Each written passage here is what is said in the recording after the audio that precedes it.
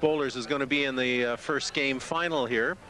I want to mention some of our sponsors today for our tournament. We had the Kelowna Women's 10-Pin Association, Orchard City Bowl and Billiards with our host proprietors Dean Johnson and Donna Bateman, Perez Brothers Construction, Haven Family Restaurant, Kelowna Crossing Cleaners, and OK Vacuum Center. They were all our sponsors for our tournament today, Karen.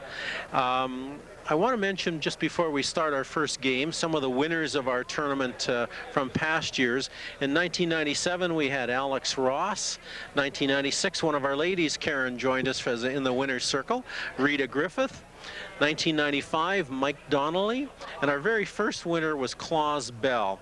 So we've really had a strong field in the winners category in this tournament before. I wonder who is going to join the winner's circle this time, Karen, man or woman? What do you think? Well, of course, being a woman, I'm voting for the woman. All right. But some really great bowlers here today, and it sure would be fun to watch. Well, we're going to start our very first game, and Karen, I'm going to ask you to give us a little bit of profile on our 5th place finisher, and that person is going to bowl against the 4th place finisher, and we'll get our very first game going on for us. So go ahead, Karen. Well, we have a bowler actually coming from Kamloops, the strike zone. His name is Richard Spitzka.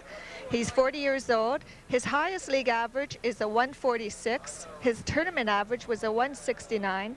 His highest tournament game was a 215. And he's been bowling for only 1.5 years. Wow, it's incredible to see somebody who's only had 1.5 years bowling to come into this tournament and do so well. Who is Richard going to be bowling against, Karen? Oh, he is bowling against Tricia Galliford. She's 50 years old. She bowls from Penticton, Sun Country Bowl. Her highest league average is a 163. Her tournament average today was a 177. And her highest tournament game today was a 190. And she's been bowling for about 4.5 years. Well, I think that Richard's going to have his work cut out for him. So why don't we get this first game going, and we can get our first game underway. So they're going to be bowling on lanes 7 and 8 today, Karen. I wonder if there's any difference on these lanes. Do you think that they'll have any, one of those bowlers will have any advantage where these lanes are concerned today?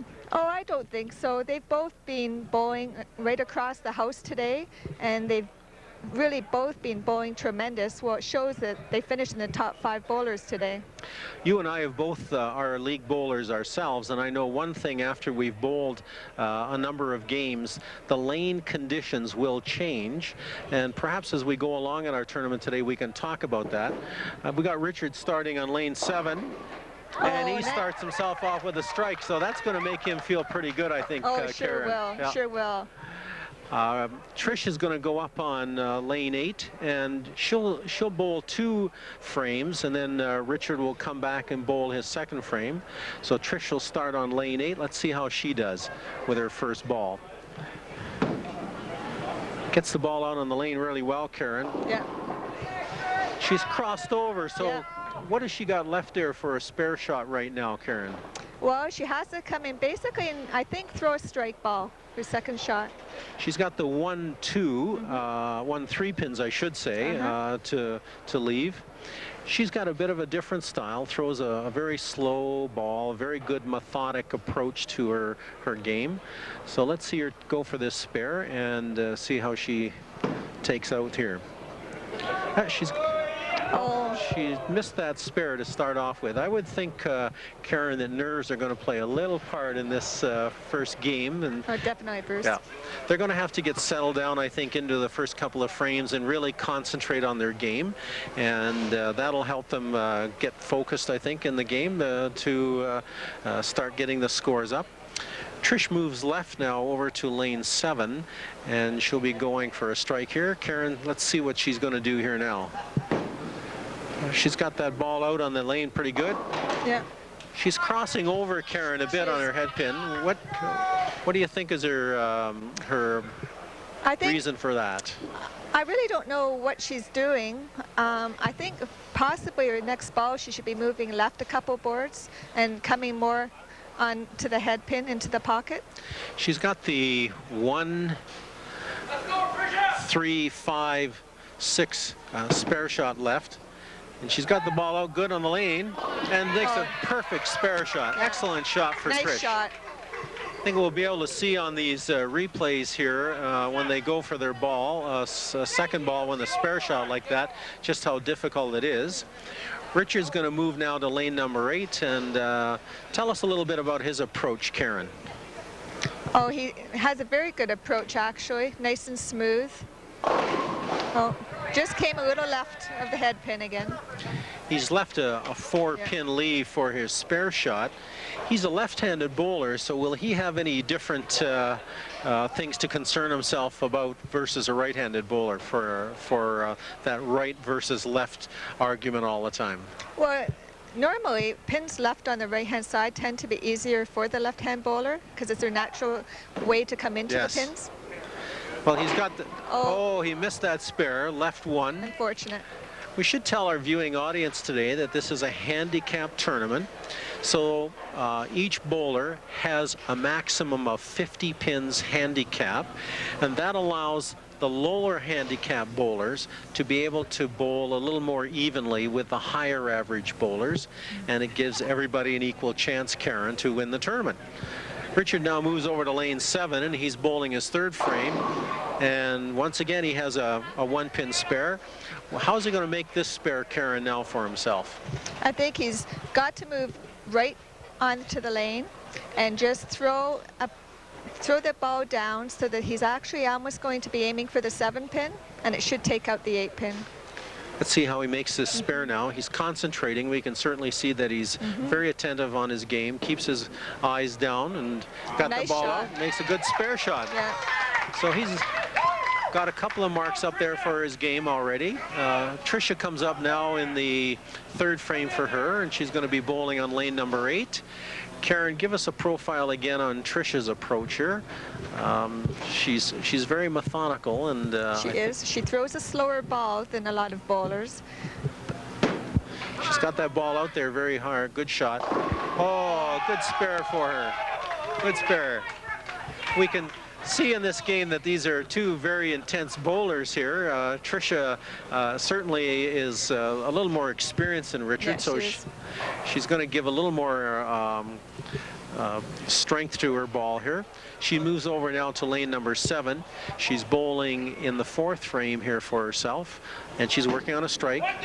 Gets the ball out there, nice shot. Comes in again high, very good strike. So Tricia's putting the pressure, I think, Karen, on Richard here now. That'll really bring a lot of confidence to her game, having a double. That's for sure. She's working on 2 strikes in a row. Richard's moving up to lane number 8, bowling in the 4th frame, and he's working on a spare for himself. Gets the ball out there, real nice. Comes in a little high on the head pin, Karen. It was. So he's left himself a very tough split, the 4-6. Karen, what would be his best approach to try and make this split for himself? Being a left-handed bowler, he's got to move right on the lane and just clip the 4-pin on the left-hand side ever so gently, and it should just ease into the 6-pin. Very tough spare to make. See if he can take this one out. Well, he's got his ball down there, but he hits that 4-pin pretty solid. So he's left 1 pin for himself, and now he moves to lane number 7, and he's bowling in the 5th frame. So we're looking at our scoreboard here, Karen, and we see Richard with 55 in the 4th. Tricia has 28 in the 2nd, but she's working on a double. She is. So she's putting the pressure on Richard right away. She's left herself in a very good position right now. Richard's going now for another, and boy, he crossed over into the 1-3 pocket for a left-handed bowler. That's what we call the Brooklyn side. That is. And he left himself a real solid 7-pin. Karen, I think he's got the same kind of angle to go at now to get this spare. He's going to have to move right and go across the lane to take out that 7-pin spare. Let's see if he can make it now. Got his ball down there, and he's covered it very nicely. Spare. Karen, what do you think Tricia's approach is now? She's working on a double. If getting another strike in here is really going to put the pressure on Richard for himself? It certainly will, Bruce. So let's see how Tricia does here for her next frame. This is the 5th frame for Tricia, moving in. Gets the ball out there nice. Oh, Excellent hit, Karen. She is. She came up there very nicely on the head pin. I think she was in her pocket that time. She was in the 1-3 pocket. That's what a right-handed bowler's best pocket is. And for our viewing audience, if a right-handed bowler can get that ball in the 1-3 pocket, Karen, that gives them a good opportunity for a strike, take all those 10 pins out. So let's see if she can make this spare. She's got a good angle to take this pin out, going for the 9th pin, and she's got it out of there. So she's keeping the pressure on Richard here now. She moves over now to lane number 7. Karen, how many steps is her approach here? I don't know if you've noticed how many steps Trish takes in her approach, and that's vital to a bowler's game, I think, the number of steps that they take up to the foul line. Well, traditional bowling has 4 steps, which Tricia does, but there are bowlers who prefer a 5-step approach. They say it really strengthens the power in their throwing the ball. Well, she just showed us how good that approach is. She just put another strike on the board. She's counting 97 on a strike in the 5th frame against Richard's 55 in the 4th, and he's working on a spare. Richard moves to lane number 8 now. Got a nice smooth approach there, but his ball doesn't seem to be wanting to come up to his pocket, Karen. I wonder if the lane conditions would have anything to do with that for him right now. Well, these lanes definitely could have a little bit more oil on them, which would not bring his ball in like he's used to on the other lanes.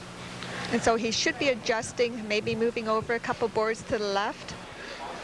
He's going for a spare shot now, and he's got his ball out there right nice, and he covers it. That was a nice shot, Bruce. Where he's giving us a very good example of how to shoot the spares. We must say for Richard, only having been a bowler for 1.5 years now, this is a pretty enviable task for him to get himself go through 8 games and end up number 5, and to have to try and work his way up to the very number 1 bowler to see if he can win this tournament. So we have to give him a lot of congratulations. Oh, he's been bowling tremendous today. Well, he's got another ball out there. Comes in a little high on that pin, but he was lucky, Karen. We'll see on the replay just exactly what happened to his ball here as he threw that first ball. He tended to come a little high on the head pin and almost left himself with a very difficult. We can see right on the replay, he came right up on the head pin, but we noticed on the replay that the 1 pin got knocked off from the gutter. And he went for a spare shot, but unfortunately missed it. So we're now moving into frame number 7 for Tricia. She's going to be coming up on lane number 8. Tricia's really got the pressure on Richard right now for her game. Yeah, things are looking very good for her. Yeah. We must keep telling the audience that it is a handicap tournament, and we won't know our final score until the handicaps are calculated in. Here comes Tricia again, and there she is. She is. She's been bowling very, very well today. She's very really consistent. Very consistent, Tricia is here for herself. She's put another double on there, Karen, so I think this is going to put the real pressure on Richard here. But we must congratulate Richard. I think he's done a heck of an accomplishment for himself to get to this part of the tournament. Tricia's moving over to lane 7 now for her 8th frame. Karen, tell us how she's doing here now. And there she is. Karen, we're going to see that turkey up there, as we call it, in 10 pin. And she's sure smiling now, Bruce. Oh, she's got a lot of strength in her game now, and with 3 in a row here, that's really got the pressure on Richard here to perform. But let's see how Richard does on his next ball. He's moving to lane number 8 in the 8th frame. He just keeps coming up a little short. That ball just doesn't seem to be moving up to that pocket, Karen, for him. It almost seems like maybe he's just not following through with his arm enough and just not carrying the ball forward into the pocket. One thing I know that when I'm bowling, Karen, when I find myself constantly my ball not getting up to the pocket, you have to start moving yourself on the approach and try and find that run spot. Let's see how he does with his spare shot. He takes his spare out very well. That was a very good spare. Well, he's giving us a good spare shot game here for himself this afternoon, but as you and I both know, in this 10-pin game, it's the strikes that count, and when you string them together, then you're really giving yourself a lot of added benefit from your game. Richard's going to move over now to lane number 7 for his shot in the 9th frame. He's counting 100 without his handicap in the 7th frame. Now there he went, Karen. Nice ball. Give us a replay, Karen, on a shot. We'll see this ball come up on our replay now, and maybe you can describe to our audience just exactly what he's done when we see the replay of that shot. He came right into his pocket, and I wonder if he did move a little bit on that shot. I think he did. I think he moved left a couple boards. That was a solid frame. Trisha's going now for her 9th frame on lane number 8. And there she is. Yeah. Boy, she is really giving us a great demonstration of bowling tremendous. Just bowling really terrifically well for Trish. She's got 4 strikes in a row for herself here. She certainly should be proud of herself today, Bruce. Oh, She's no doubt. You can see by good. that smile on her face, and the confidence really comes through when you put some strikes in there, doesn't it? It sure does. There's no doubt the butterflies are out of the stomach now for her. She's moving now to lane number 7, and she's going for her first shot in the 10th frame. She's got very... Oh, wow. She was going for 5 strikes in a row there, Karen.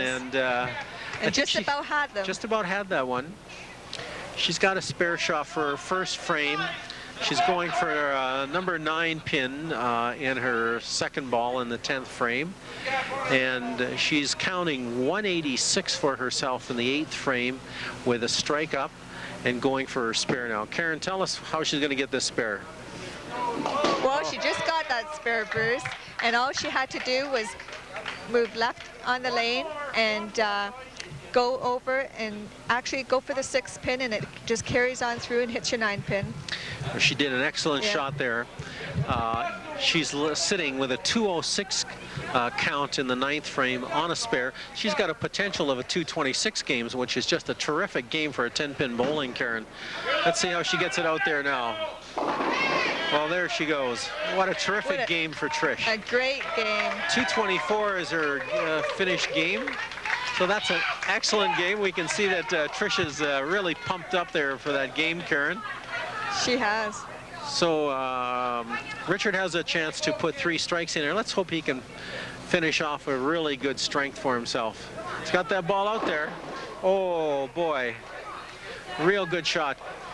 Karen has left himself 1 more pin spare shot here, so he's got a good smile on his face, so I think he's resigned himself to having done well. But he has to be very proud of himself. Like you said earlier, him bowling just a year and a half, it's just amazing that he was in the top 5 bowlers today. When we watch him on the replay, I'm really impressed how he concentrates on his game, gets his ball out there really well. But I just continue to amaze myself for somebody who's only been bowling 10-pin for 1.5 years and has got himself, after 8 games, into the final 5. That is really an accomplishment. And he's going to go back to Kamloops and show the rest of the bowlers up in Kamloops just how easy this game is all about. So he's going to finish himself off here in the 10th frame now. Got his ball out there and finishes up very well for himself. So very commendable for him. Richard Spichka, a heck of a gain for him. Bowled against Tricia Galliford, our 4th place winner, who is going to move on now and bowl our 3rd place winner. So we'll give ourselves a little break here and come back and start the next game. So I think we should be taking a break and keep our games rolling along. And that was a heck of a game to start us off in that first game. Sure was, Bruce. 224 against 157. I think Richard was still over his average. Oh, he was. For his league average, he averaged 146 in league, so he did pretty good for himself. I think Richard's also a bowler that within the next couple of years, that average will be a lot higher than a 146. He's only going to improve. Well, we'll move on to our next game in just a second, so stay tuned and thank you very much.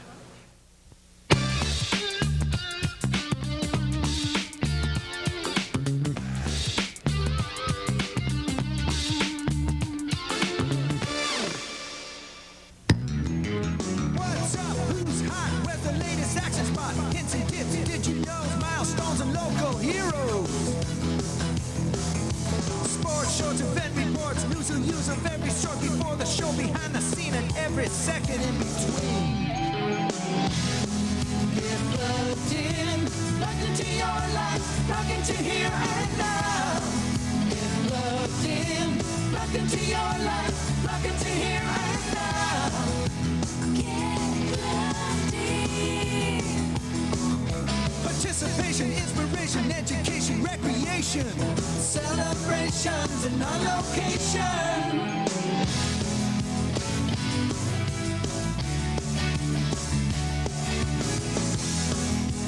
Plugged in, plugged into your life, plugged into here and now. Get plugged in. Well, good afternoon, everyone. Once again, we're back here at Orchard City Bowl, and Karen Murray, my co-host, and I, we're getting ready to do our second game in the championship final. And I just want to give our viewing audience a little more detail and information about the tournament, Karen. The winner today is going to walk away with the Cease Favel Memorial Trophy.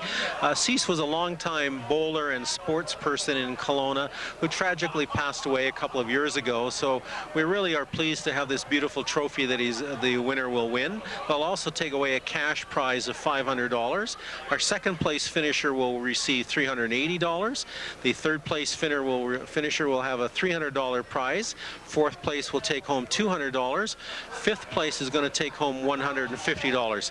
So there's a real good prize, cash prize awards today, Karen. And before we start the second game, I wonder if you could give us a little profile of our third place finisher. Trish is going to go up against who today? His name is Mark Koenig, and he actually is a bowler from right here in Kelowna. He's 44 years old, and his highest league average this year is a 182. And he's been averaging today in the tournament 198. His highest tournament game today was a 259, a tremendous game, and he's been bowling for 12 years. Well, I think, Karen, this is going to be the old story of male against female, and we know from our first game in the championship round that Trish finally got into a groove and really started to bowl. So I wonder how Mark is going to do. So why don't we get this game going and see if Mark or Trish can come out the winner of our third game and start us on the way. So here we go now. I think that it looks like Trish is going to be our first starter today. She's got great support, as we can hear from our audience here today. Yeah, she certainly has. There's a lot of people that have traveled here from Penticton today. Well, we always know that Penticton, when they come down here to Kelowna, they really give us a real challenge in our neighborly geographic relationship. So she's going to start on lane number 7 in this next game. She's got her ball out there, and look at that, Karen. She's certainly in the groove right today. Into that pocket again for herself. She starts off real well with a strike for herself.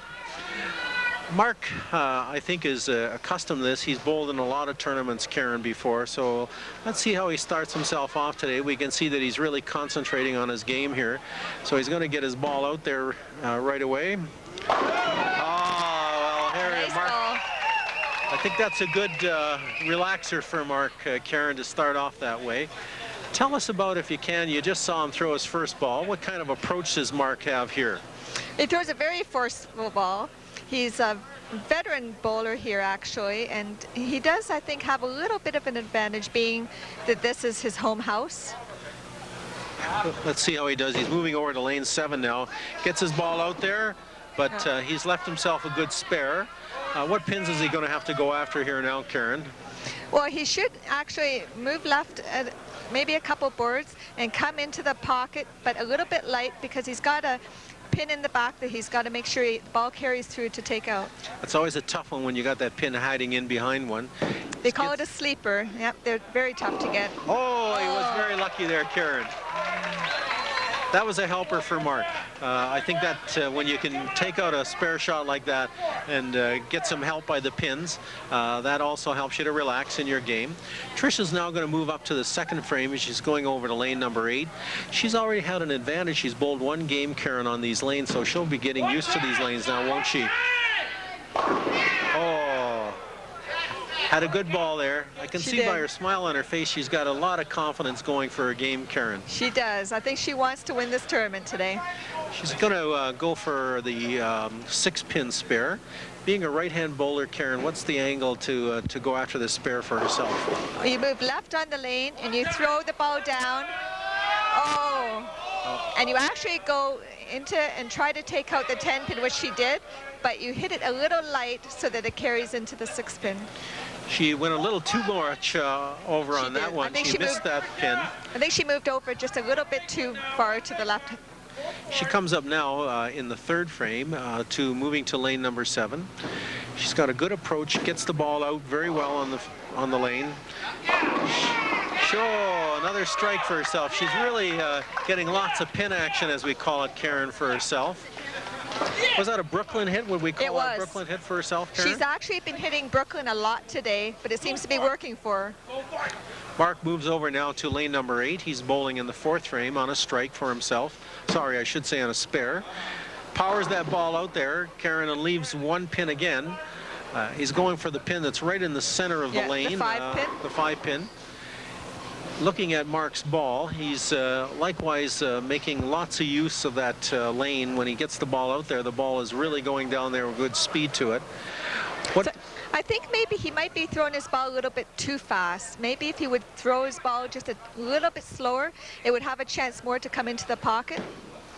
He's going for that spare now, and he covers it very nicely. Nice spare. So he's kept every frame with the mark now and moves over now to the left-hand lane, number 7. He's working on a spare for himself. I think when we look at the stats between Patricia and Mark, Karen, Patricia has a high league average of 163 and Mark has a high league average of 182. So it shows us that Mark's a little more experienced than Patricia. Oh, wow. We do have I think, a very strange That is split. a very strange split, Bruce. Karen, you don't often see that. Give our audience a little preamble of how he's going to have to go for this spare. We can see by the replay that his ball came right on the head pin, and he's got a 4-pin split here. Give us an idea of what he's going to do here. The ball has to come in on the 3 pin, actually, to carry through to the 9 pin. But at the same time, deflect the 3 pin into the 7, and the ball deflect into the 10. A very hard split to make. It was so tough that Mark gave it too much of an angle, and the ball went off into the gutter. So he's had an open frame. Trish now comes up bowling on lane number 8 in her 4th frame. Let's see how she does here now. Gets the ball out there really solid. She's left a 1-pin spare again, Karen. She's going to have to go for the 5 pin. I keep seeing Trish constantly going across the head pin in the Brooklyn pocket. Karen, if she wants to get her ball back again, what do you think she'd have to do to get back over to her 1-3 pocket? I think she has to either throw her ball a little bit harder or else move left. And she probably should move left because she's probably feeling a little fatigued because of the amount of games she's bowled today. I'd have to agree with you there. Yeah. Well, that fatigue is going to play a big part in this game, especially for Trish if she's going to have to keep moving up the ladder if she's going to get herself to that last game for herself. She's missed that spare, so she's started off the first 4 frames with strike, a miss, a strike, and a miss. Yeah, So, I've actually watched Tricia bowl quite a bit over the last few years, and that's a spare that she normally always will get. she's got that ball out there again very well, and she's missed herself, left herself, I should say, another 1-pin spare again, Karen. So what's the angle she's going to have to throw now to go for that spare? That one, again, she would move left, and her ball, she would aim. Actually, she could almost aim for the 10 pin, and the ball should carry through and take the 9 pin. She did Nice exactly spare. what you said, Karen. Nice spare. Took that spare out very well. I notice on the replay shots, when we take a look at our bowlers for their second shot, especially in Trish's ball, she's constantly coming up a little high in the head pin, but she's lucky enough to get across the head pin and get over to the 1-2 pocket. Mark is moving now to lane number 8 for his 5th frame. And he's come up a little high again, Karen. He has. It's always a challenge, I think, for 10-pin bowlers to find their magic spot on the lane for that strike ball. You're so right, Bruce. So Mark is going to go for a spare shot. Once again, he's going to move a little left on the lane. I think the fatigue factor is playing a big part in this whole series for these bowlers. And Mark is putting the pressure on himself. He's missed another spare there. He's going to move over now to lane number 7. and go for the his 6th frame. When we look at our scoreboard, Karen, we see Mark with 70 in the 5th. Trish has got 46 in the 4th with a spare going for her in the 5th. See how Mark gets his ball out here now. He came back with a good spare shot. Let's watch it on the replay. Karen, tell us what he's done on that first ball for himself here. Well, again, I think he just came in a little too high into the pocket and just really got what they call tapped by leaving one pin still standing. We could see lots of pin action down there, but he wasn't lucky enough to see one of those pins take out that 7. So he's going for a spare shot now and see how he makes out on that. Got the ball out really nice and solid. Nice Took that spare. pin out very well. So there's no doubt, Karen, that pin action plays such a part in this game. It certainly does. When the 10-pin bowler bowls, and with the hook or the spin they put on the ball, what it tends to do, the pins, for those of us out in our viewing audience, it tends to spin the pins and get lots of action. So Trisha's back out there for her next ball. And we can see that she has once again left herself a 1-pin spare. And when we look at our score sheet for Trish, that's been the story of the last 3 frames for her, Karen. She has. She's left 1 pin each time. She's going to go for another spare shot. So she's lost her strike ball that she had going for her so well in that first game. But the one thing we both know, that it's just as good to make your spare sometimes as much as it is to get your strikes. And we see That was close. We see by Karen's action on that last shot for herself, that was by the thinnest of margins that she took out that spare shot. She's going to move now to the lane number 7, and she's going up in the 7th frame. She's working on a spare again for her, just like Mark is. So let's see how she does for her first ball here. She's got the ball out nice and clean. Oh, this time she came across very nicely, Karen. She did. Let's see the action in this replay for that ball. Maybe you can describe that for us as we see her replay of her strike shot there. I think that time that Tricia really followed through nicely on her shot, and it created the ball with enough force that it hung in there and didn't go too far left. Mark has got himself out there on the his next frame. He moved over to lane number 8. Seemed that Mark sped up his ball a little bit on that shot for himself, Karen. I think what happens when he speeds up his ball too fast is the pins kind of get knocked out so fast out of the back end that they don't have enough time to react and spin around and to take out all the pins. Right. I see he's also moved to another ball to go for his spare shots. That sometimes bowlers will do that, won't they? They'll use 2 balls. They will. They'll use 1 ball for their strike shot, and then they'll move to a 2nd ball for their spare shot. Mark left himself an open on that frame, so he's moving over to lane number 7 now. And this is a pretty even game, Karen, when we look at their scores for each one of them. Let's see how Mark does on lane number 7 now. Gets the ball out there really nice on his shot.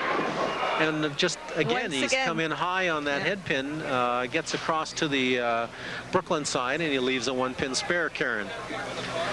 So let's see on the replay, you can see that his ball comes across the head pin just a tad high. He was unfortunate that the pins didn't take out that 1/6 pin for himself. And he's gone for a spare shot. This time he covers it, Karen. Good shot. Karen, what do you think the emotions of these bowlers are right now as they're heading into the final frames of this game? I think Mark's feeling very frustrated. He's such a good caliber of a bowler that leaving these 1 pins and not sparing them, I think has left him very frustrated, because usually Mark never misses these 1-pin spares. When we bowl against Mark in our league play, he's a consistent bowler all the time, and definitely the tournament format is a lot harder for them to deal with. Tricia's just thrown her first ball in the 8th frame, and she's left herself another 1-pin spare. She keeps coming up with those 9-pin counts all the time. She's going to go for the 4-pin to see if she can convert it, Karen. I notice that in her style of bowling that she tends to leave the ball, takes a lot of lane with her to go for it. Covers it very nicely, Karen. Yeah, she did. Maybe you could give us a little bit of a profile on Mark when he comes up in his next frame as to his approach and so on. But we're going to see Karen. Trish is going to go for her next frame. She's bowling in frame number 9. Our scoreboard shows us that Trish has got a 115 count in the 7th on a spare, with Mark having a 98 count, and he's on a spare. See how Karen, she can do this now. Oh. Again, she's coming Brooklyn on her shots and still leaving that one pin. Do you think that the, Karen, that the lanes could be changing a little bit for Trish compared to how she was going in the first game? Yeah, the lanes probably will be drying out. The oil will be getting worn off, and which means her ball will be traveling a lot more than she's used to, which will mean her ball will cut over left a lot more than she's used Excellent. to. Excellent. You're very right, Karen. That plays such a part in this 10-pin game is what the oil conditions of the lane are. Trish has been consistent again. She picked up that spare. Mark's going for his first shot in the 9th frame for himself. And he came in with a great ball, Karen. Let's have a look on this replay. Maybe you can tell us just exactly how he did it if we get a replay of that shot for him. There it is there. We see the pin action. Look at that, Karen. The 6-pin knocked out the 10. I think he actually slowed his ball down a little bit that time, and then he got the pin action that he's been desperately wanting the last few frames. I think he's also changed balls for a strike shot now. He's gone to a different ball here for himself. Let's see how he does in his next frame. And there he is. Beautiful. Nice ball. Puts a double in there. He sure needed those. Karen, would you agree with me that Mark also seems to have moved his feet position on the lane? He looks like he's moved a little bit left for himself to see if he can get a better angle, and it seems like he did. You can see on that replay it was solid in his pocket there. He's going for the second shot in the 10th frame on a double. He needs to strike out to have a shot winning this game. Oh, real luck there, Karen. I had to take a second to see myself. It's always an anxious moment when a bowler is going for 3 strikes in a row. Mark put that one in there, so he's turned the pressure up a little bit on Trish here. This is going to be a big shot for him. The last bowl that he's going to have, the last ball he's going to have in the 10th frame. We can see on that replay that one pin just went down for him. It was great luck. He's going again, and he did it. Nice finish. What a great finish Mark had. Karen, I think that there was a classic indication for us of how a bowler took a look at his game, made an adjustment in it, and that adjustment proved very beneficial to him. Well, Mark's a bowler with a 182 average that he's quite capable of making those adjustments. He's been bowling for 12 years, and he's got a lot of experience in tournaments. Trish is now going to finish off in the 10th frame for herself, and has left herself a spare shot again, Karen, and with her first ball in the 10th frame.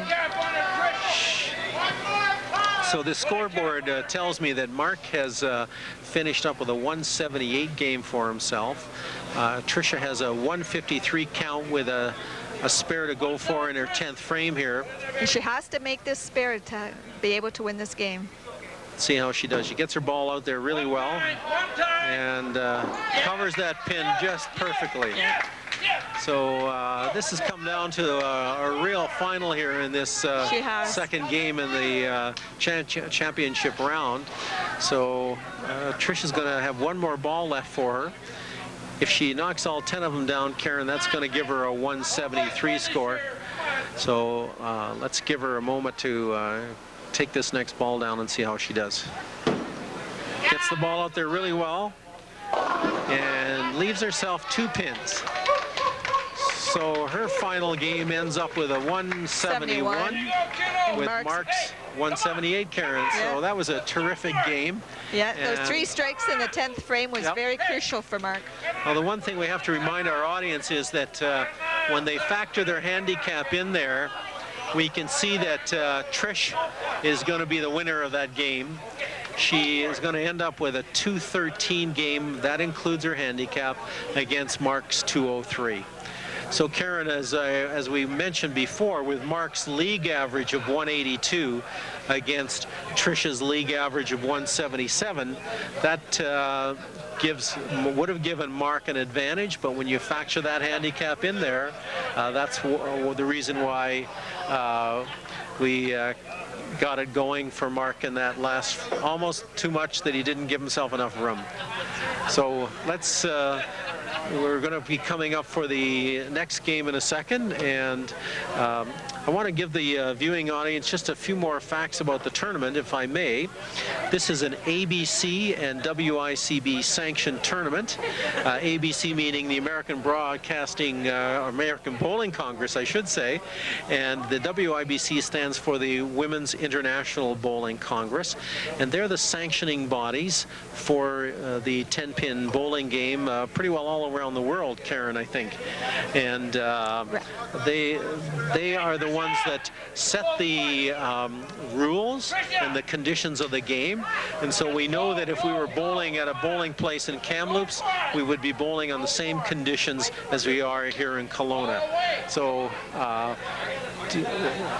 we should tell the audience that it was an 8-game handicap tournament with a maximum of 50 pins per game per each bowler for their handicap. So a bowler with a high average would not have gotten any handicap most likely, and the lowest average bowlers would have had the highest handicap, Karen. So the top 5 bowlers qualified for the TV tournament. That's what we've been into right now. And it's kind of a step-up method, Karen, where the 5th bowler finalist bowl against the 4th finalist, and then they bowl the 3rd and the 2nd, then the overall 8-game leader is the number 1 that they go against. So it's a great tournament, Karen, and how have you been enjoying yourself so far? Oh, it's been great. I must compliment you. You've been doing a heck of a great job as my co-host this year, and we've certainly had a heck of a viewing audience here at Orchard City Bowl this afternoon. We can hear by the sound in the background here that lots of supporters have come out to cheer the bowlers on and keep them in tune with the game and give them a little more encouragement for the tournament. The next bowlers that are going to come into the to go into the next seam, well, we'll perhaps you could give us a little view on the 2nd place finisher and tell us who he is.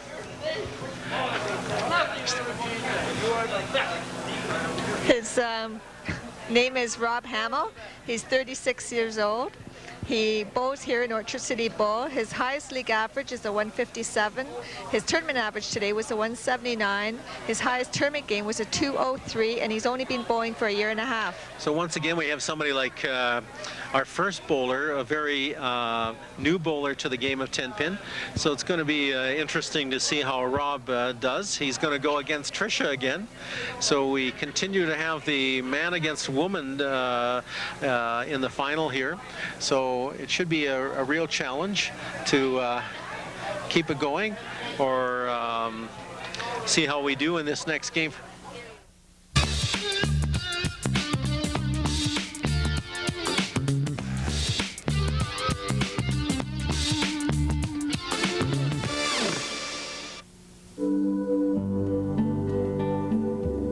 A nursery. It keeps babies safe and protected until he or she is ready to take on the world. People babies aren't the only babies that need a nursery to keep them safe and secure. Animal babies of all kinds need a very special nursery, a wetland. For 60 years, Ducks Unlimited has been creating and caring for wetland nurseries. To find out how you can help, contact DU Canada today. Heart defects. 123,000 Canadians were born with them. To ensure that these people receive the quality care and information they require to deal with these serious conditions, Canadian cardiologists are working to build a network of patients and loved ones. If you or anyone you know was born with a heart defect, please contact CACH. It could save a life. Well, I think we're going to get ready to do our next game now and bring on our next bowlers. We know that Trish is coming back in to carry on and help us out. She seems to be on a mission today, and she's certainly doing a really great job. Well, it's going to be interesting to see how Rob can handle the pressure of this tournament. He's only bowled for 1.5 years. Trish is going to start us off in this third game here. She's going to start on lane number 7, and let's see how she does. Gets that ball out really well on the lanes here. And I think we're going to see Karen on the replay that as she's shown us for every game so far, she's crossed across the head pin, and she seems to like that 1-2 pocket rather than the 1-3 pocket. Yes, she does. She's left. Go ahead, Karen. Sorry. She seems to bowl on the left-hand side, consistent with the left-hand bowler, but for her, like I said earlier, it really seems to work. Well, there she shows us that consistency. She picks up that spare shot of the 6-10. So now we're going to see our first view of Rob Hamill. Rob is going to throw his first ball on lane number 8. He's a right-handed bowler. Let's see what approach he has. I know in league play, Rob Hamill's been bowling tremendous this last month to 2 months. He's started off his very first frame with a small split. Karen, I think that's a doable split, isn't it? Oh, it is. You just have to hit right between those pins perfectly, so it just touches them. Now carry through and knock them both out. I know when I have this shot in my league play that what I have to try and concentrate on is, just as you said, is try and put the ball right in between those 2 pins, and then with that being able to do that, you usually pick that spare up. But Rob had a tough one. It's hard to do, and especially when he's appearing in the final TV tournament here, and as a new bowler, to be able to get his game going and start off. But he's going to move over now to lane number 7 and bowl in his second frame. And I think once you get that first ball out of the way, Karen, you try and settle down a bit and get your game going. It's true. It's a whole different experience being up there bowling in front of all these people and in front of just as we've seen there, he certainly settled down very well and put that ball right into the pocket for himself on the 1-3 pocket. The replay shows us that he put that ball, Karen, right where you want to put it. Yeah. Solid strike, just took all the pins right back into the back of the frame. These two bowlers are bowling with a pretty even average for themselves here. So Tricia comes up throwing her second frame, moved over to lane number 8, and Karen wants it in. Again, she's done that 1-pin miss there. We can see by the replay that she crossed over again, didn't get the tap off any one of the pins to take the 10 pin out of there. So she's going to go for this spare, Karen, right across the lanes. Yeah. Got the ball out there, but she didn't give herself enough room. The ball ended up going down the gutter for herself. So I think Trish is going to certainly be tired, Karen, now. This will have been her 11th game that she's bowled in for the afternoon here. So I have to give her a lot of credit. You got to take a lot of stamina to bowl 11 games like this. She moves over now to lane number 7, and she's in the third frame. See if she can get that strike ball back again. Got the ball out there very well, and she's come up a little high again on the head pin. She did. She was lucky it carried through and took the 7 pin, because she almost had a split there. If we see a replay of that, we're probably going to see that the ball came up a little high on the head pin, but she's got a very doable spare. Again, the 6-10. We can see by that replay that you can see the ball right on the head pin almost. She was very fortunate. And this time she covered that spare, Karen. She did. It's a good spare. Maybe you could give us a little profile here on Rob's style. He's going to come up now in his third frame on lane number 8. So tell us about his style a bit, Karen. One thing I noticed about Rob, he has very good concentration, really good focus. He'll take an extra little bit of time before he throws his ball. And just nice follow through. Usually has quite a bit of power. Excellent. Nice shot. I'm very impressed by Rob's style too, Karen. I know he seems to be very smooth with his approach, and he's put himself a double up there. And we see on the replay that he came just a little high, but he got lots of pin action, took that 7-pin out, and boy, that's to a bowler. When you see that last pin go down, it sure gives you a nice feeling there. He's moving now to lane number 7 for his 4th frame. Continues to concentrate very well, gets that ball out there, and moves across, and takes a beautiful strike for himself. He's put 3 strikes together here, Karen. He's that putting the pressure on Trish. That shot, Rob, seemed to come across the lane. Usually he hits on to the 1-3, but that was a Brooklyn shot, but it still had enough force that it took the pins for him. Trish is moving over to lane number 8 now, and I think she crossed again a pin on the head pin. She's once again left 1 pin for herself. I must say she's giving us a great demonstration of spare shots for herself. And she's continuing to stay focused. I can see it in her eyes that she's really concentrating hard, trying to get that ball up to the pocket. She's now moving a little bit left, and she's going for this spare shot. It's the 9-pin that she's going after. It's right at the back of the pin set, Karen, for herself. And Trish, I was just going to say, Trish, that was a tough spare for Trish because of, we were saying about the fatigue and everything, and her ball cutting over to the left a lot, and that's exactly what happened to her. Ball just didn't have enough strength going down the lane and cut over to left and missed the pin. Okay. She's going to move now over to lane number 7.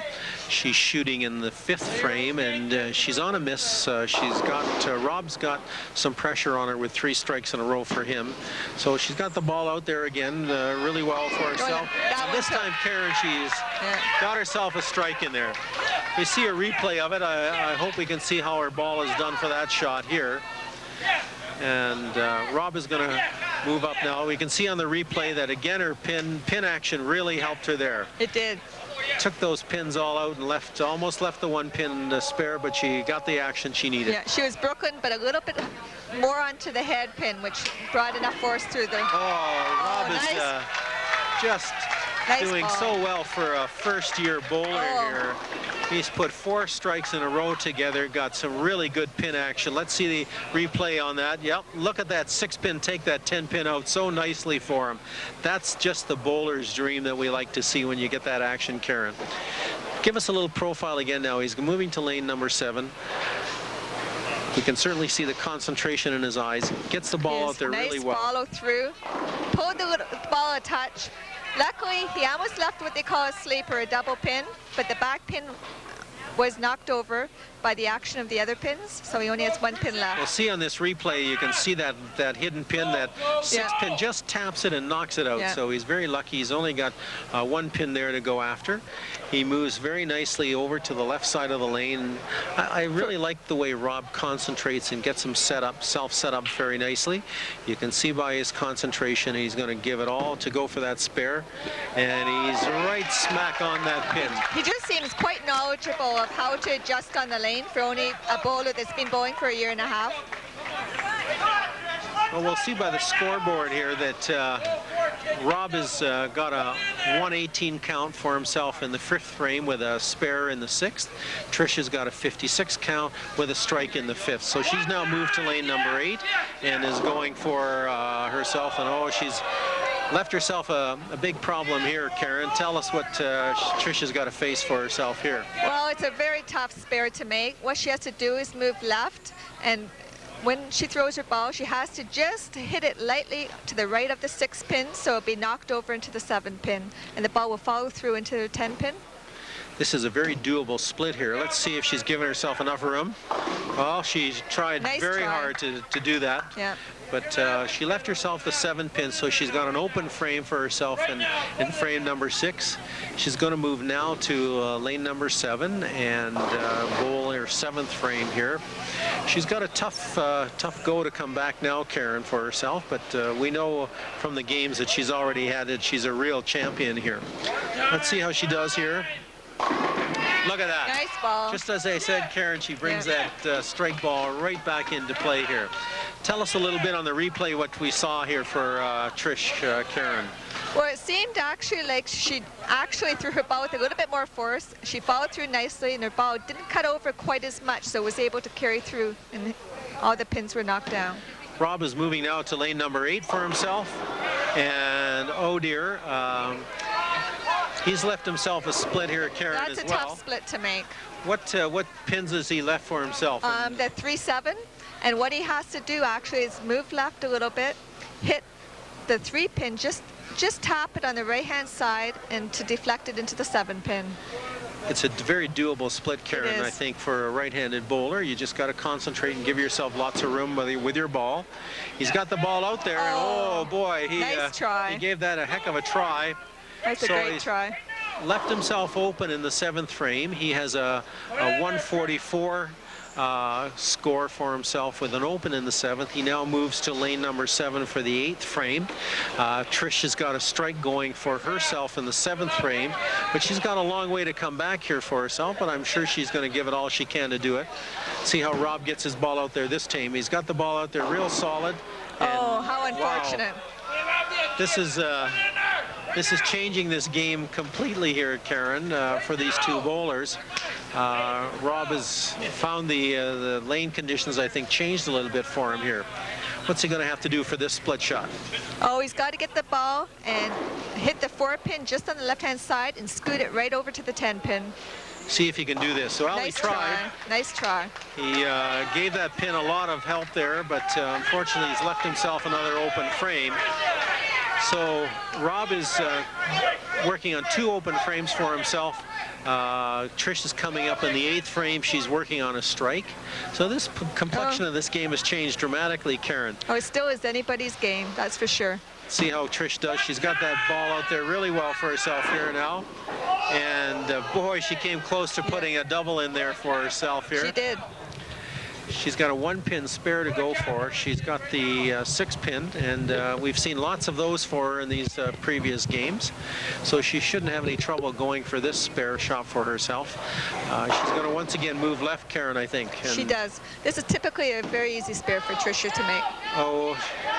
Well, her ball came back. I thought I heard her calling herself that she didn't give herself enough room, but the ball responded for her at the last minute. She picked up that spare. I think for a few moments she actually thought her ball was just going to slide off the right into the gutter.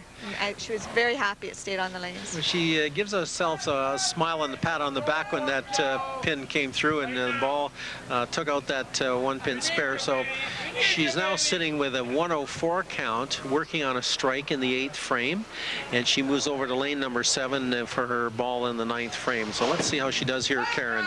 Nice follow through she had.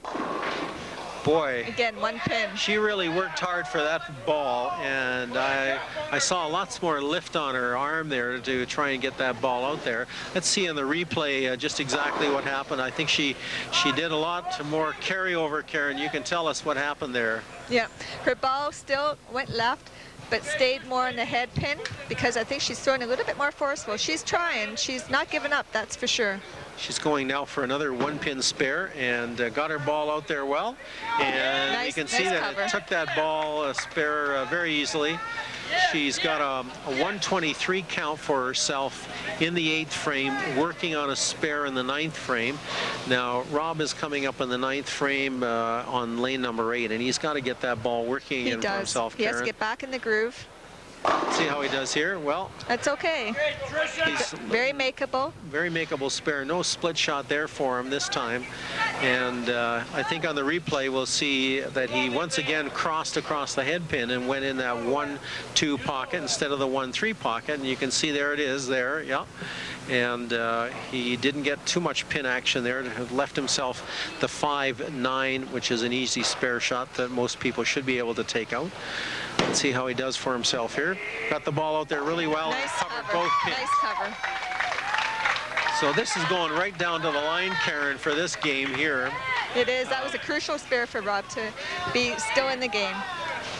We always consider the 9th frame a very important frame to cover a spare or make a strike. If you leave an open in the 9th frame going in the 10th, it really is something you don't want to do. So tell us what Rob's got to do here now, Karen, for himself. Well, the best thing he really could do is throw a strike, get his confidence back in his game, Got the ball out there really well, and he just buries that. Nice ball. That was an excellent strike shot here. I think when we see the replay of this frame, that ball, Karen, we're going to see the ball, he got that ball again back in the 1-2 pocket. 1-3 pocket, shot. Just a beautiful shot. Put it right in there and took every pin right off the lane. So he's now going for the second shot in the 10th frame. See how he does here now. Oh, came up a little high. Left himself a makeable spare, Karen. What's he got to go for here? He's got to aim for the 6th pin and the ball will deflect into the 10. Very makeable. Great game he's bowled today. He's got a score of 173 in the 9th frame, working on a strike in the 10th. And this will be his last ball in this game. Let's see how he does here now. And he covers that spare very well. So he finishes with a 193. Nice game. Rob ends up with a 195 game without his handicap. So Trish is now going to come up for her final balls in the 10th frame. And I think she's going to have to put some strikes in here, Karen, to try and get close to Rob. Let's see how she does here. Got the ball out nicely on the front, on the lane. Comes across, but she's left herself a 3-pin spare shot, Karen. That was a very light Brooklyn shot.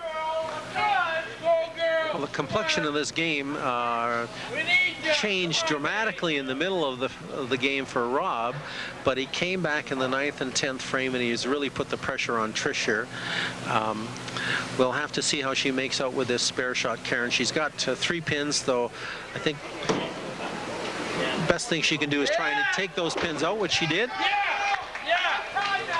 Karen, what do you think she's going to have to do now? She's got 1 ball left. What's the secret now of making this happen for herself?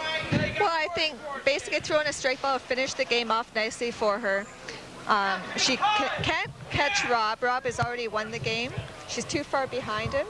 But Tricia has bowled tremendous. To come up this far in the tournament, she should be very proud of herself. Absolutely. I couldn't agree with you more. And she's had the most work here to do this afternoon. This will have been in the 11th game she bowled. And to finish off like she did today and go so far to the end of this tournament is really terrific. I think we have to congratulate Trish and wish her the best for all the work that she made in this tournament this afternoon. That was a heck of a game, Karen. It was. What a heck of a game we had here. And I think that we're going to have an excellent final game to finish off our tournament for herself. And I don't know whether our producers are going to give us a break here, or they're going to give us want us to keep on going and put some more. We can cut, eh? Okay. So we'll be back in a few minutes and finish off the final game. Great.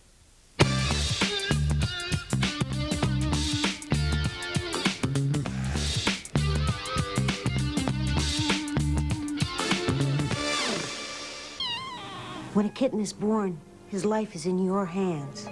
There are thousands like this little guy who are born every year that will never find a home. Spaying or neutering your pet will make a difference. One cat can produce 12 unwanted kittens every year. In Canada, that results in over 150,000 homeless animals. Have your pet spayed or neutered. Call your veterinarian or animal shelter for information now. A message from Canada's veterinarians and humane societies.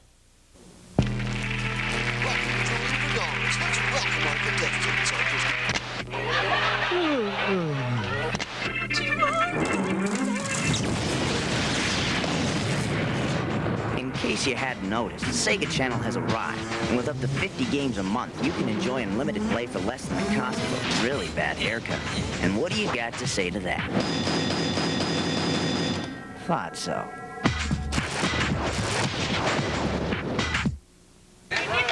Well, welcome back, everyone. We're getting ready for our very last game in our TV final. And once again, your host, Bruce Taylor and Karen Murray. Karen, how are you enjoying this tournament so far for yourself? It's been really exciting, Bruce. I just wish I could have bowled today. That last game was just tremendous. And just before we start this last game, I want to give the viewing audience a bit more statistics about the tournament today. Today's highest game in the whole 8-game tournament was bowled by Mark Koenig. Mark Mark was one of our finalists this afternoon. He had a 2:59 game. And one of the gentlemen who will be bowling in this last game, our overall 8-game winner, Norm Wright, had a 3-game total during the 8 games of 701. And something very interesting that we saw today, Karen, was one of our bowlers, Joe DeLorme. He was able to spare the big 4 split. That was the 4-6-7-10 split. That's very hard to do, Karen. I wish I had seen it. I've never seen actually anybody spare that split before. Well, why don't you introduce our first place finisher and tell us a little bit about him today. Oh, well, he'll be bowling against Norm Wright, who finished first today. He's 42. He bowls actually in our house here in Kelowna. He's one of our best bowlers here. He has a 200 league average. His tournament average today was a 218, and his high tournament game today was a 248. And he's been bowling for 15 years, a veteran bowler, a tremendous bowler. Well, something interesting we're now going to see is the battle of the right-hander against the left-hander. So I think we can get this tournament last game going, and I think this is going to be exciting for our viewing audience here today, and exciting for the audience right here in Orchard City Bowl. And Rob Hamill is going to start off the last game here, and he's going to start on lane number 7. And I'm sure that Rob's a little more comfortable now with the whole game here. Oh, for sure. Karen, he's going to see if he can get that ball out here. He should have learned something from the very first game.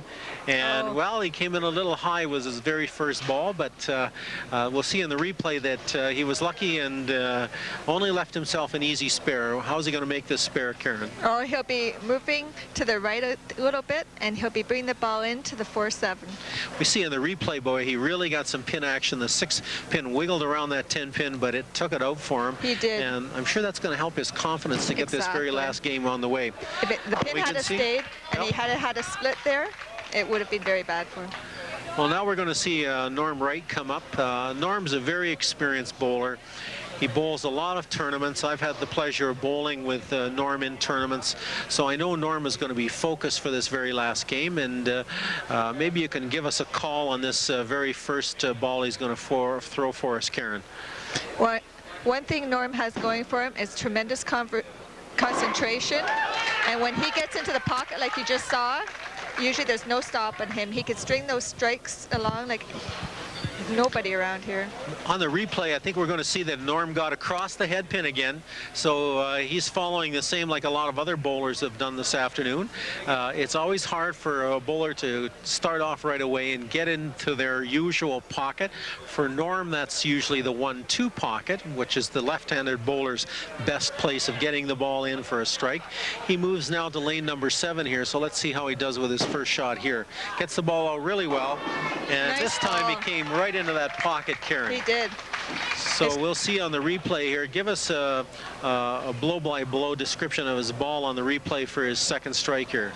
Norm's got so much power behind his ball, and he has, like I said, tremendous concentration, and it just carries through those pins when that ball hits where it's supposed to.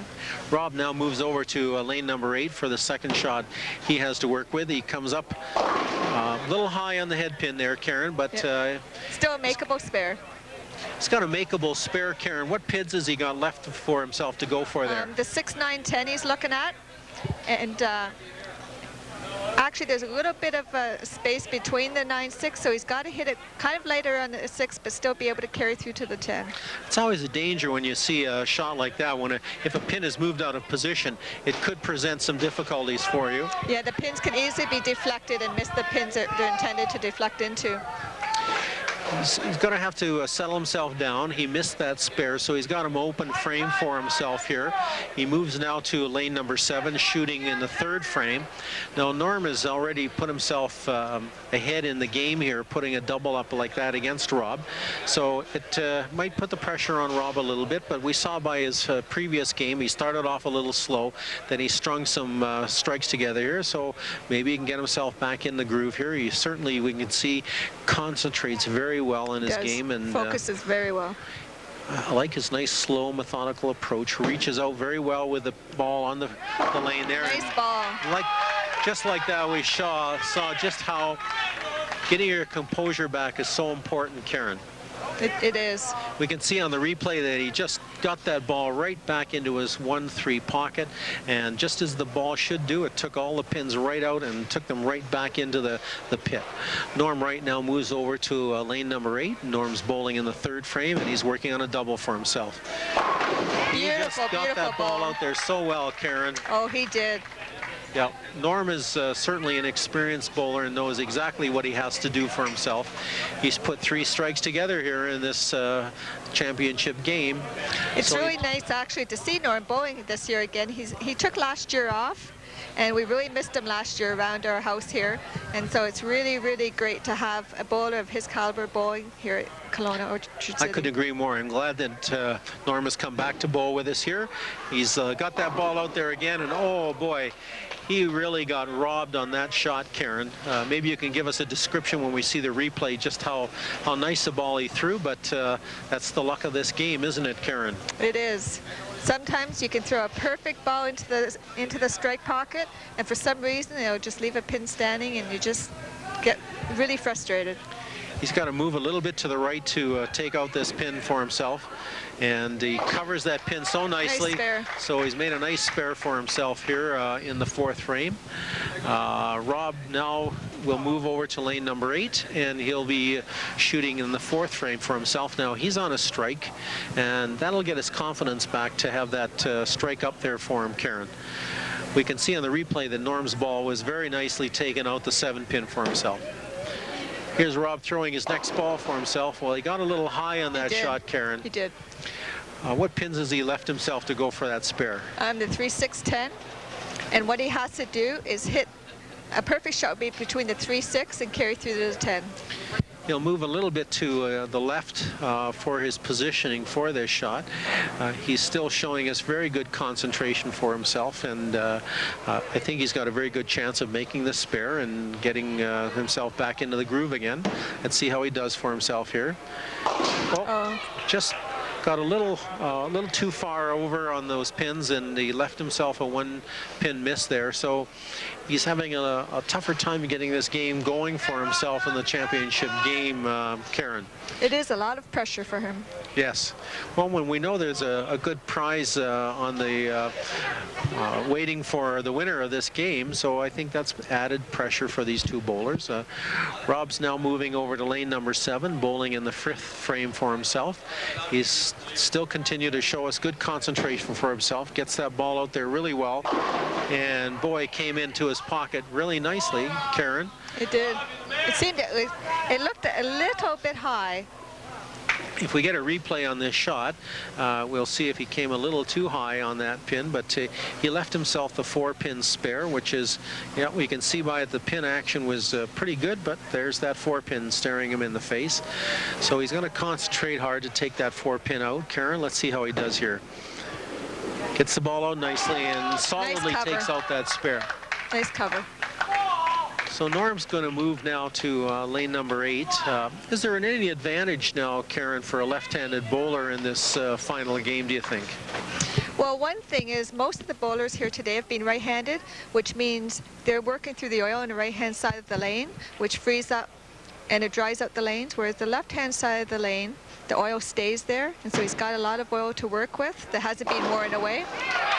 We can see by that ball that Norm is just throwing that he's back in his line or groove, as we call it, and he's put himself up a nice strike for himself. That was a great shot. He's sitting without his handicap with 99 in the 4th, working on a spare strike, and Rob is sitting with a 52 score with a spare shot going for him in the 5th frame.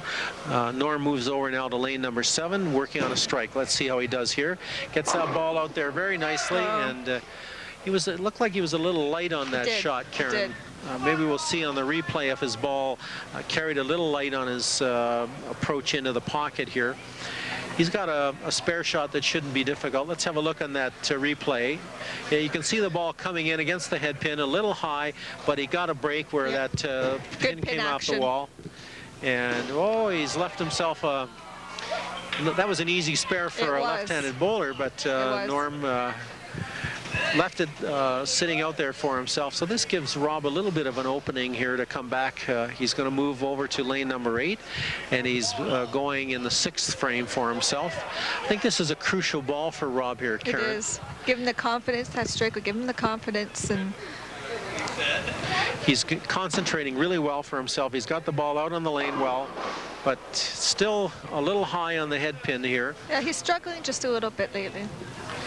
He had that same spare shot in frame number 4, and he left the 1 pin count. Let's see if he can avoid that again. We can see on the replay that the pin action wasn't as good as he could have hoped for. The ball came up a little high on the head pin, but let's see if he can concentrate to get this spare shot for himself.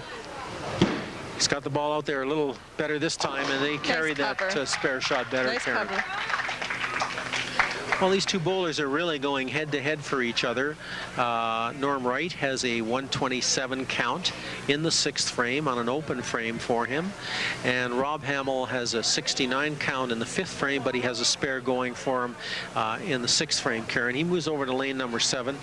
Let's see how he can concentrate now to get that ball out there and see if he can get that strike line going, Karen, again for him. He's concentrating well and gets that ball out there. Yes, nice there ball. we are. Yeah, he got that Nice line back follow again. through. Yep. I really like Rob's nice, smooth approach. It looks like he uses a 3-step approach, Karen. I'm not sure. Maybe you can watch him next time and see how many steps he takes. But he's put a strike back up in there for himself, so he pulls the pressure a little bit back on Norm. Norm's going back for himself on the 8th frame lane, and oh boy. Nice shot, but unfortunately left the 7 pin again. We have to keep reminding our audience that this is a handicap tournament. So Norm, with his 200 league average up against Rob's 157 average, that means Rob is going to have a lot of handicap against Norm. So let's see how Norm makes with his spare here. Oh, no. And he's missed that spare as well. I think the pressure's showing a little bit here for Norm. And in this last game, Karen, he's going to move over to lane number 7 now. And I think he's got to get this strike ball working again, Karen. One thing, too, it's a little bit harder for whoever finishes in the first place in the tournament because they have to wait for the other 3 games to be bowled. So they might have cooled off a little and, you know. You're maybe absolutely right. Whereas Rob has just finished a game. He's nice and warmed up. Norm has come back on lane number 7 in the 7th frame for him. Sorry, in the 8th frame. He had a very good pocket hit. You can see on this replay, he came right into the pocket, maybe a little high in his head pin, but he left himself a 1-pin spare. Now he's gone for about 3 of these. I think it's crucial that he makes this spare shot for himself. He covered very nicely that time, Karen. Nice spare. So this game is coming down to the wire, Karen, for these two bowlers. It's very interesting to once again see the right-hander against the left-hander, and Rob is going to put the pressure on Norm if he can get a strike back in here for himself. He's concentrating really well for himself, gets that ball out there very solidly, and puts a double in there. So nice ball. this is turning into a heck of a final game, Karen. It is. For these two bowlers. We can see on this replay here, there's Rob's ball coming right into his pocket, and he just explodes those pins. So he moves over now to lane number 7, working on a double for himself. This is a crucial ball for him, I think, Karen, to put the pressure back on Norm's shoulders here. Let's see how he does here. Gets the ball out there. Oh, he came in a little high. It's okay. Still a makeable spare. How is he going to have to go for this spare, Karen? Well, the 310 he's left up. What he wants to do is put the ball and just lightly touch the 3 pins. The ball will deflect and hit the 10 pin. He's a couple of times earlier in this game, he's been going for the 3-6-10 spare, so he's had good practice to go for those pins. So this time he just has to try and put the ball right in between those two of them, as you've said. Let's see how he does here. Oh, he's got the ball a little too far out, so he's left himself an open frame in the 9th frame, and that's a crucial frame to leave that. So Norm Wright is going to come up for his shot in the 9th frame. Norm moves over to lane number 8, and when we look at their handicap scores, This is a crucial shot for It is. Norm, I think, Norm right actually here. needs basically to strike out. Yes. And you can see by that shot that Norm likes to keep the pressure on himself. That was a crucial ball. You see on the replay, Karen, his ball came nicely right into his pocket Throws for a him. beautiful ball. Yeah. He definitely has the potential to strike out in this game. With his handicap, he's shooting 175 up against Rob's 192, but keep in mind that Norm has finished. Oh boy, no he way. just buried that ball, Karen. He did. That was a very excellent shot. We're going to see on the replay, and we'll see by Norm's frustration as he waits for his ball to come back to him. But on the replay, we're going to see how solid that pin was. And look at that one pin go shooting right across the lane, and he left that 10-pin spare. It was unbelievable that that 10-pin was left up. Yes. With that ball he threw. Oh, no. Oh, and he's missed his spare in the 10th frame. Karen, that was a crucial shot for Norm right there. Was. I think that all Rob has to do is fill his 10th frame, and we know who our champion is going to be. That's really unfortunate. Like I said, I've seen Norm bowl a lot, and that's normally not the way he bowls. Well, this is a good shot for Rob Hamill. Has just won this tournament, ladies and gentlemen, for himself by keeping that ball on the lane and just covering the frame. That, with his handicap, that's going to give him the game. He still has one ball to throw here and potentially another one in the 10th frame, but that's really difficult for Norm to have missed some spares there that would have kept the pressure on Rob. Yeah. Karen? Yeah, it's very unfortunate.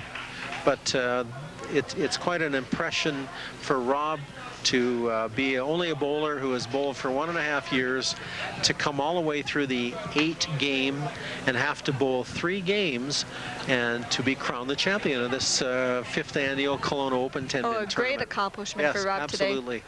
He's going to finish off on the lane number 8 with his last ball in the 10th frame, and let's see how he does. Well, he finished it off with a strike, and that's a heck of a way to finish this tournament. And ladies and gentlemen, I think we can crown our winner here. Rob Hamill from Orchard City Bowl, Karen, has just won this Kelowna Open tournament for himself. Very happy what an accomplishment, eh, Karen? What do you think?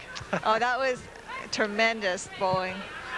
Well, I really feel sorry and upset for Norm Wright. Boy, he bowled well and just did an excellent job. We're going to get ready for our presentations and be ready to finish off this broadcast. Thanks again, ladies and gentlemen.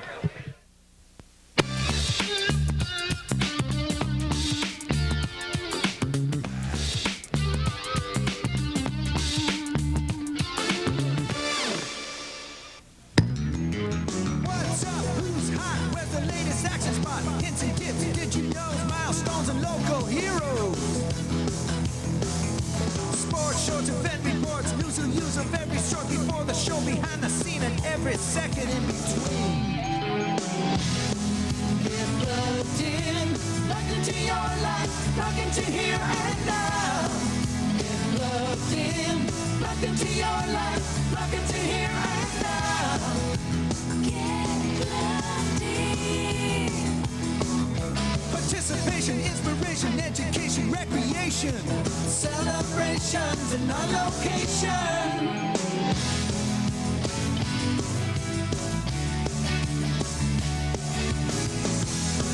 Get plugged in, plugged into your life, plugged into here and now. Get plugged in. Well, ladies and gentlemen, once again, we're here at Orchard City Bowl, and we're wrapping up our 5th annual Kelowna Open 10-pin tournament. And here we are with Bruce Taylor, your host and co-host, Karen Murray. Karen, thanks for joining me today. I hope you enjoyed this today with our tournament. It was just wonderful. I really enjoyed it today. Well, you did a terrific job, and I hope you're going to come back again and work with us here at this tournament. It was great to see the challenge of men versus women. I think you enjoyed that as well. I did, and it was really great to see Tricia do so well today. Well, we're going to get to talk to each one of these bowlers here, and I hope you stay right beside me and keep me on my toes here.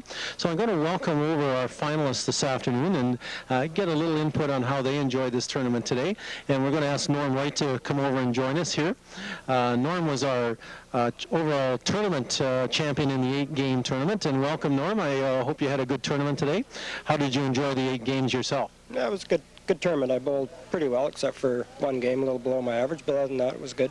It was really nice to watch you in that last game. You seemed to get your game really started off well and got your line. Did you find the lane conditions were what you enjoy as a left-handed bowler? Yeah, they're about consistent as normal, yeah. Oh, that's good. And no, I hate to tell you this, but you weren't our champion, but I'm sure you're going to come back next year and give it a try again. And for somebody who took a year off bowling and gotten back this year, your average in your league about 200 and you averaged 218 in the tournament today. You must have found that your game is back on where you wanted to be, Norm. Yeah, a little higher than I expected, but it's working out good. Oh, good. Well, keep up the game going, and we want to see you back here next year. Some congratulations from all of us again. Eh? Good work, Norm. Thanks. Good. We're going to ask our next champion, Rob Hamill, to come in and join us here. Come on in, Rob. Well, Rob, what a smile you got on your face there, boy.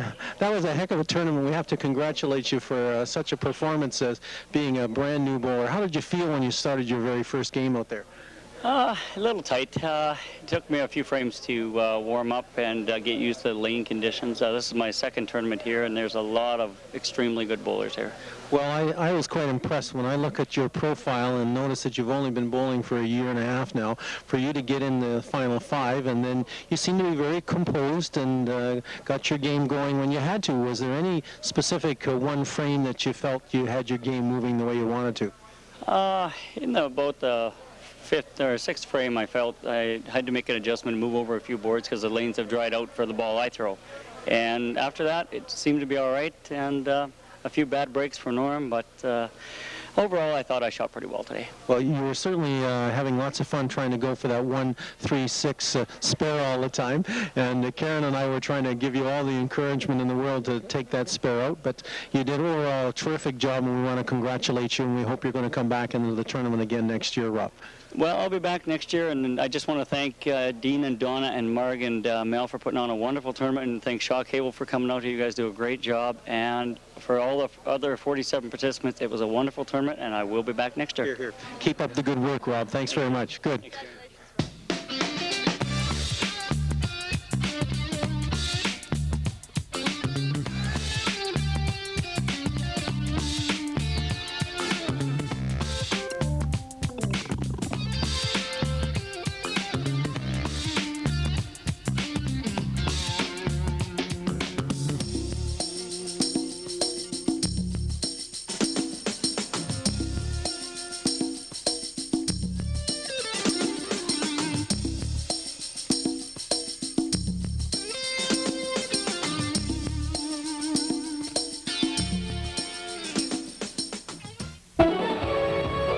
Body break with Hal Johnson and